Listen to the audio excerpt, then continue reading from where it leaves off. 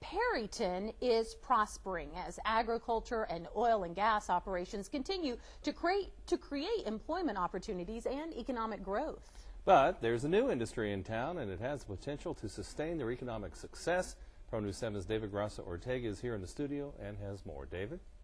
Larry, Perryton has seen its sales tax receipts increase by more than 40% in the past year. According to the Perryton Community Development Corporation, there's not one vacancy on Main Street, and the oil and gas boom, along with the arrival of wind farms, is expected to keep the good times going. Perryton and surrounding areas of Ochiltree County are in the middle of an energy boom with oil and gas and now wind farms, and this is helping pick up the slack from agriculture, which has been negatively affected by the drought. The oil and gas industry's been able to step up and help offset that.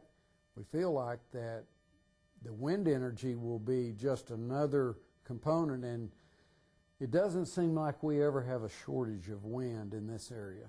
The city of Perryton, which is known as the wheat heart of the country, is increasingly becoming a diversified economy. We've been blessed with a lot of things that have impacted our economy over the past few years. If you have an oil and gas boom, that always helps, and with the transmission lines going in to accommodate the growth in wind energy, that has been tremendous.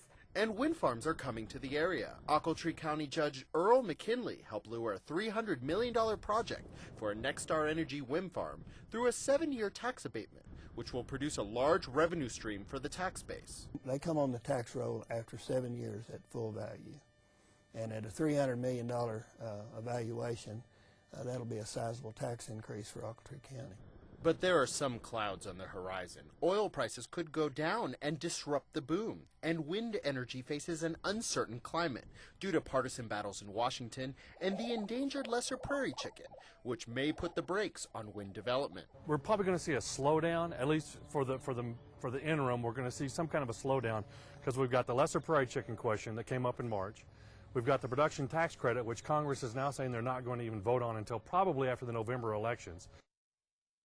And the boom in Perryton may last for some time, considering the federal government is looking to reduce carbon emissions, and wind energy is a viable alternative energy. Also, global oil insecurity due to political instability around the world is likely to sustain oil prices in the near future, and high prices fuel the panhandle economy. David Grasso-Ortega for Pro News 7.